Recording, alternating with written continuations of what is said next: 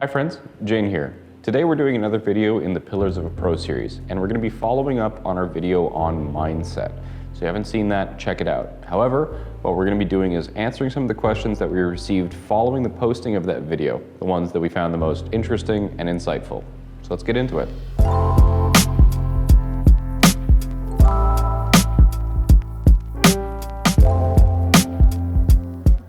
So the first question we got is one that's, again, pretty common. The guy is 31 and he asks if it's too late to go pro. To be completely honest here, that's simply not enough information. Is there some sort of hard cutoff of age where you can no longer go professional in esports? The answer is no. There's quite a few examples of people who have gone pro quite late into their 20s, early into their 30s. I don't actually know of anyone myself who's gone pro in esports in their 40s. That'd be kind of cool. If you actually know about anybody who's gone pro in their 40s, let me know, because that'd be awesome. One of the things that really quite matters is going to be your previous experience. And this happens a lot, especially when new games are released. Take, for example, Overwatch, one that I'm very familiar with. A lot of the people who went professional, or at least were at the professional level when the game first started, were actually people who were quite high-level players in other games, for example, Team Fortress 2. A lot of the people who were professional at Team Fortress 2 swapped over, and those skills carry over into other games. And that gave them a pretty sizable advantage. Normally, those individuals are referred to as Gen 1 pros. After that, after the game has been around a while, there's people who go pro in those games for the first time, have never been pro in any other game before, which is a lot more difficult. So if you're the kind of individual who has already played FPS at a very high level, maybe competitively, grandmasters, global elites, things like that, is it too late for you to go pro? Probably not. Depends on how hard you work, depends on your life situation. However, if you're just, for example, leaving a job because you don't like it and you want to chase your true passion, true calling of an esports professional player, at your early 30s, I probably wouldn't recommend it. You're going against people who have multiple thousands of hours of practice, knowledge, and previous experience, especially in more meta-heavy games such as Overwatch, League, Dota, games with very long histories. People who have played those games have played through a lot of different metas, so they've seen the game in a lot of different forms, and if the game ever returns to one of those forms, they're going to have an advantage.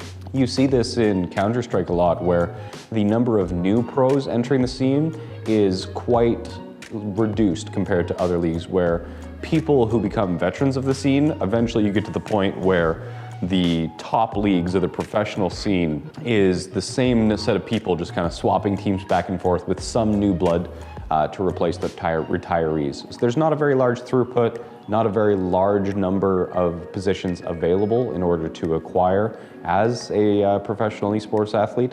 And yeah, it's not a guarantee. So if you're looking to kind of change trades entirely, going from a 9-to-5 office job to professional gamer, having never really played competitively at a high level, it's certainly going to be a challenge. Is it impossible? No, nothing's impossible. But take it within your personal risk tolerance for failure, I guess. There's no guarantee, even if you are the best player, that you're going to find, well, maybe for the actual best player, but even if you are professional level, there's no guarantee you'll actually find a team. And even if you do, doesn't mean your career is going to be very long either. This next question is one that kind of makes me giggle because it's talking about really any team game in general. So the question was around, in order to get onto a professional team, you trial as an individual, you get scouted as an individual, but especially in games, again, like Overwatch, lean on my own personal experience, teams are very, very make it or break it, whether or not the team works as a cohesive group, whether it is good teamwork, good synergy between the players. And even if you are a really good player, even if you're a professional level player, if you're with a team of chumps, for example, and you're going against an enemy team that, maybe they're less skilled individually, but more cohesive as a group, they're gonna kick your butt, and all of them are gonna look really good, and you're gonna look really bad, and it can be kind of disheartening, especially if you believe yourself to be deserving of that higher spot above all of your teammates and all of your opponents as well. And this is, again, very much a mindset problem. And one of the reasons that team success matters is that, for example, if I'm looking for a new player to join my team, I'm not just looking for that individual who has the individual competency in order to play the game at the highest skill level, whether it's ranked or matchmaking or anything like that.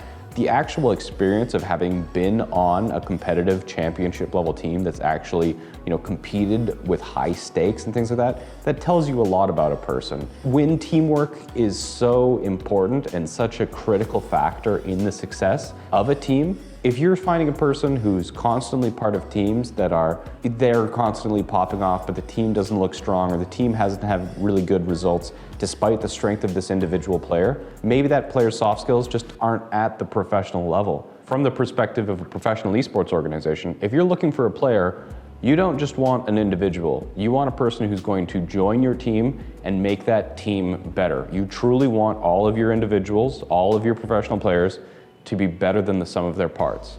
And that can show through in performances. So even though you're going to be scouted as an individual, your team results matter because you were a part of that team.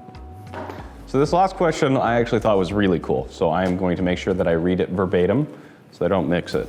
It says, when I'm improving to try and go pro, do I focus on my mental health myself or improve mechanically and then get to the level of a professional player and improve my mental skills when I can actually work with a professional? Really interesting question. So just to make sure that everyone's kind of on the same page here, professional organizations like NV Gaming have both physical skills and mental skills coaches to make sure that the players who compete as part of our organization can perform at the highest level possible. So we do have mental coaches who help with mental skills and performance, things of that variety. So the question is, do I try and focus on that as myself while I'm trying to improve to get to the level of a professional, or do I simply focus on my own abilities as a player and then work on my mental skills as kind of the cherry on top to my package as a professional once I actually get my foot in the door in an esports organization? I think that it's going to be very much dependent on each individual and how you're going to be approaching this. Certainly you should be focusing on your own health, whether it's sleeping well, eating well, and trying to make sure that at very least, the game is not making you angry. Winning is great, losing is a learning experience, but if you're ever kind of getting to the point where losses or playing the game is emotionally distressing to you, that's probably not a good sign. So you should definitely be working on the basics of your health, which includes your mental health, while you're trying to become a professional player. But just in the same ways that while you're trying to improve your mechanical skills, your strategic and tactical decision making, you don't work with pro level tactics until you're getting close to pro level gameplay. In the same kind of way, you don't need mental skills coaching at the professional level until you are close to competing at the professional level. So I wouldn't worry too much about trying to replicate the teachings of a mental skills coach in an organization like NV Gaming, but definitely make sure you're healthy, definitely making sure you're still enjoying the game that you play and want to compete in.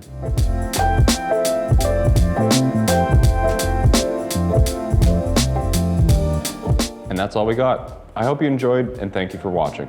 If you are interested in more videos in this Pillars of a Pro series, check out the rest of the playlist, which can be found on the Predator Training Room video channel. That's all I got. Have a great day.